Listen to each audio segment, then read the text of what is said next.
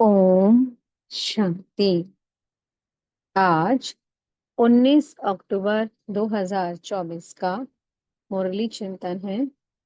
आज मीठे बाप दादा जी ने कहा, मीठे बच्चे, सदा खुशी में रहो तो याद की यात्रा सहज हो जाएगी।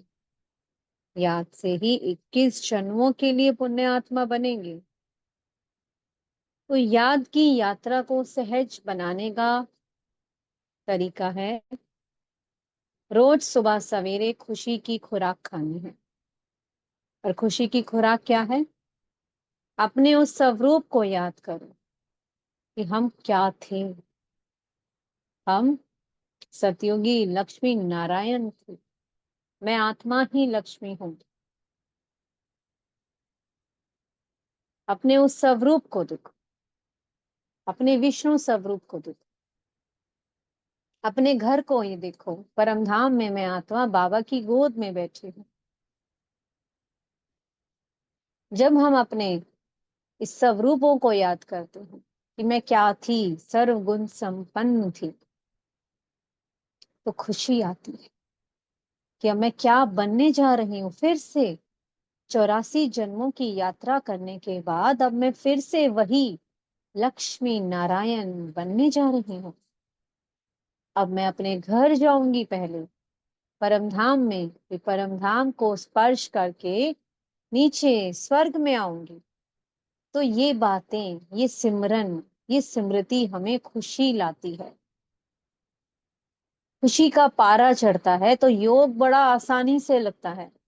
वरना बाबा कहते हैं बच्चों का आजकल योग ही नहीं लगता है। पुराने पुराने बच्चे हैं, 10 मिनट भी बाबा कहते हैं योग नहीं लगता है उनका। और कुछ बच्चे जो लास्ट में आते हैं, सिर्फ बाबा की श्रीमत पर चलकर सुखधाम को, शांति धाम को याद करते हैं, सुदर्शन चक्र फिराते हैं, हर एक श्रीमत को धारण करते हैं और बड़ी तेजी से योग युक्त अवस्था को प्राप्त कर लेते हैं। बाबा कहते हैं योग से ही तुम्हारे जन्मों जन्मों के बोझा जो है तुम्हारे ऊपर वो कटेगा। अब वो डिपेंड हमारे ऊपर करता है कि हम कितना उस योग में रहते हैं। क्या मेरा योग लगता है या बुद्धि इधर उधर भटकती रहती है? अगर बुद्धि इधर उधर भटक रही है, इसका मतलब कहीं ना कहीं बंधन है हमारे। अब मुझे उन बंधनों को खलास करना है, और उन बंधनों को खलास करने का तरीका है उस एक की याद में लवलीन हो जाना। मेरा तो बस एक शिव बाबा, दूसरा ना कोई। याद से ही हमें स्वर्ग का वर्षा मिलेगा। जितना आत्मा सुखधाम को याद करेगी, अपनी 84 जन्मों की यात्रा को याद कर अपने पांचों स्वरूपों का दर्शन करेगी, सुदर्शन चक्र को फिराएगी, तो चक्रवर्ती महाराजा महारानी बनेंगी। 21 जन्मों की राजाई मिल रही है इस राजयोग से। तो क्यों ना उस एक जन्म की उस राजाई को पाने के लिए, उस सुख को पाने के लिए एक जन्म क्यों ना पवित्र बने। कितना फायदा है, कोई घाटे का सौदा तो नहीं है ना। अब तक तो बहुत सौदे करते आए, कभी गुरु बनाए, कभी किसी को पूजा, कभी कहाँ गए, कभी कहाँ गए, कभी कहाँ ठोकरें खाई। अब बाबा कहते हैं घर गृहस्थ में रहो, बस एक मुझे याद करो, ट्रस्टी बनकर इस घर को संभालो। याद से ही विकर्म विनाश होंगे। याद से ही आत्मा पवित्र बनेगी। जितनी आत्मा पवित्र बनती जाएगी, सुखधाम हमें याद रहेगा, घर हमें अपनी ओर खींचेगा।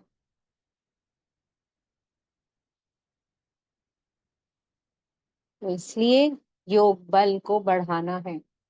बाबा कहते हैं योग बल से ही तुम राजाई लेने जा रहे हो।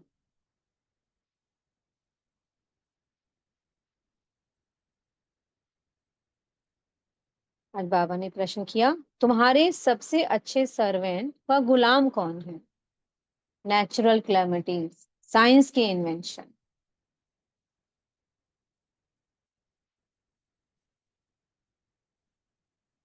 पहले समय में तीर तीर कमान से लड़ाई होती थी। फिर बाबा कहने लगे धीरे धीरे और शस्त्र बनने लग गए, बंदूकें चलने लग गई। फिर बाबा ने कहा अब इनसे काम नहीं होगा। अब साइंस ने फिर क्या बनाए, बॉम्ब्स बनाए। खुद कहते हैं वो जिन्होंने बॉम्ब्स बनाए कि हम घर बैठे हुए सारी दुनिया को खलास कर देंगे। तो बॉम्ब्स वो रखने के लिए थोड़ी ना बनाए हैं। जो इतनी इतनी मिसाइल्स बनी हुई हैं, कोई शोपीस कोई शोपीस के लिए थोड़ी ना बनी है। वो यूज होंगी। जितना जितना हमारा योग बल बढ़ता जाएगा, उतना उतना फिर ये नेचुरल कैलामिटीज, प्रकृति हमारी मदद करेगी। नेचुरल कैलामिटीज ऐसी आएंगी जो सब कुछ स्वाहा हो जाएगा। सारी दुनिया में जो इतना किचड़ा है, गंदगी है, सब साफ हो जाएगी। क्योंकि अब देवी देवताओं की दुनिया आ रही है, पवित्र दुनिया आ रही है। इस गंदी दुनिया में थोड़ी ना देवी देवता कदम रखेंगे। तो इसकी सफाई होगी।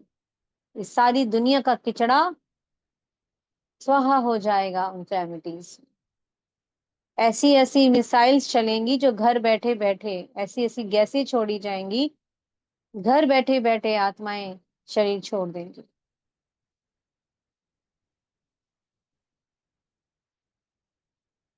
और काम क्या करेगा, हमारा योग बल।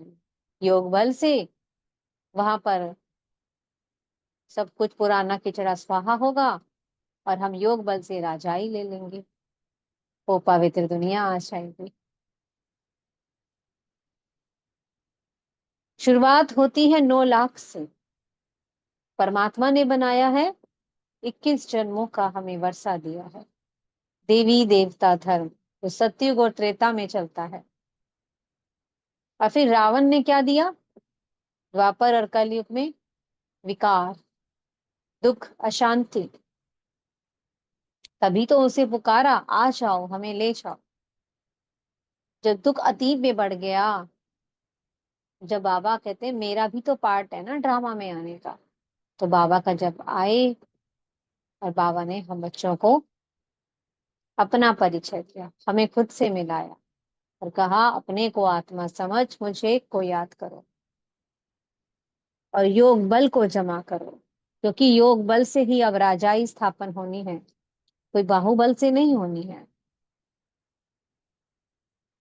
अगर बाहुबल से राजाई मिलनी होती तो अब तक और बहुत धर्म की आत्माएं हैं, उनको राजाई ले लेते। लेकिन नहीं, बाबा कहते हैं लॉ नहीं कहता है। जो परमात्मा के बच्चे हैं वही इस राजाई के हकदार हैं। जो भगवान को पहचान लेते हैं, उनसे पढ़ाई पढ़ते हैं। तो इसलिए परमात्मा को याद करना है। याद से जन्मों जन्मों के बोझे को भस्म करना है। बाबा कहते हैं मैं गरीब निवास हूँ। अब साहूकारों की तो तकदीर में ही नहीं है, क्योंकि धन का नशा बहुत है। उनके लिए तो यही स्वर्ग है ना। खूब आलीशान कई मंजिला इमारतों में है, नौकर चाकर सब कुछ है। तो कहते हैं हमारे लिए तो यही स्वर्ग है। लेकिन बाबा कहते हैं सब कुछ तो खत्म हो जाने वाला है, सिर्फ थोड़ा समय है। तो इसलिए बाबा ने अब कहा, अब इस पुरानी दुनिया से बेहद का संन्यास ले लो, भूल जाओ इस दुनिया से, दुनिया को मरजीवा बन जाओ। इन जो 5 भूत प्रवेश कर गए, इन भूतों को मुझे एक की याद से भस्म करो, संपूर्ण पवित्र बनो। जो आत्मा संपूर्ण पवित्रता को धारण करेगी वो सत्युग में जाएगी, और जो इस संपूर्ण पवित्रता में फेल हो जाएंगी, नापास हो जाएंगी, वो त्रेता में जाएंगे। क्योंकि बाबा को पहचान लिया, एक बार बाबा को पहचान कर बाबा कह दिया तो वर्षा तो उसे मिलना ही है। चाहे त्रेता का लास्ट जन्म क्यों ना ले वो आत्मा, लेकिन उससे क्या फायदा। तो क्यों ना हम एक जन्म के लिए पवित्रता को धारण करें। तो इसलिए संपूर्ण पवित्रता को धारण कर सत्युग में आना है। कुछ भी ना मुख से गंदा बोलना है, ना कुछ गलत बातें सुननी है, और ना ही कुछ गलत देखना है। क्योंकि जब कुछ गलत सुनते हैं तो उसका मन पर प्रभाव पड़ता है। जब कुछ गलत बोला जाता है तो बोझा बढ़ जाता है, बंधन बन जाते हैं। इसलिए बाबा ने कहा बहुत खबरदारी रखनी है, देह अभिमान ना आए। इसलिए आत्मा का अभ्यास पक्का करो। जितना जितना हम आत्मा का अभ्यास पक्का करते जाते हैं, हम अपने शांति के स्वधर्म में टिकते जाते हैं। मीठे सतगुरु जी ने वरदान दिया है, मन मना भव के मंत्र द्वारा मन के बंधन से छूटने वाले निर्बंधन ट्रस्टी भवा। बाबा ने क्या कहा, कोई भी बंधन है इस दुनिया में, चाहे वो अपने देह का बंधन है, संबंधों का बंधन है, कहीं आकर्षण है, वस्तुओं का आकर्षण है, वो क्या है, एक पिंजरे की तरह है। तो इस पिंजरे से अब हमको बाहर निकलना है, और पिंजरे से बाहर निकलने का तरीका है मन मना भाव। उसे की याद में लवलीन हो जाओ, इस मन को उसे की याद में लगा लो।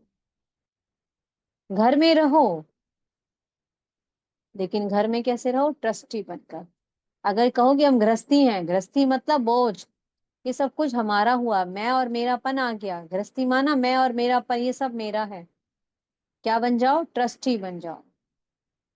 सब कुछ तेरा, सब कुछ तेरा, तुझको अर्पण। तो बाबा कहते हैं जो ट्रस्टी होता है, ये सब कुछ बाबा का है, और मैं कौन हूँ, ट्रस्टी हूँ, यहाँ का सेवाधारी हूँ।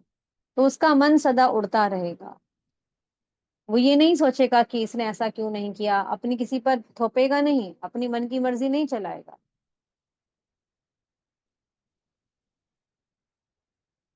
तो इसलिए ट्रस्टी बनकर रहना यानी निर्बंधन बनकर रहना। और जो आत्मा ट्रस्टी होकर रहती है वो सदा उड़ती कला में रहती है, और उड़ती कला वाले बच्चे ही सेकंड में शांति धाम पहुंच सकते हैं। शांति धाम में जाकर बाबा से योग लगाओ तो कुछ ही समय में जन्मों जन्मों का बोझा भस्म हो जाता है। स्लोगन है, उदासी को अपनी दासी बना दो, उसे चेहरे पर आने ना दो। तो हमें सदा कैसे रहना है, सदा खुशनुमा, सदा प्रसन्न चित्त चेहरा। देखो अपने दैवीय स्वरूप को, कैसे हैं मेरे चेहरे, जो आज मेरे जड़ चित्र आज भी सबको सुख दे रहे हैं। मेरे चित्रों को देखकर आज भी सबके चेहरे पर मुस्कान आ जाती है। तो क्या वो मेरे मुस्कान, वो मुस्कान मेरे चेहरे पर आ गई है, कि संगम युग पर ही तो हम बन रहे हैं, उन संस्कारों को हम अभी तो भर रहे हैं अपने अंदर। तो सदा खुशनुमा रहना है, और सबको खुशियां देनी है। ओम शांति। बहुत बहुत शुक्रिया प्यारे, हरे मीठे मीठे बाप दादा जी का। ओम शांति।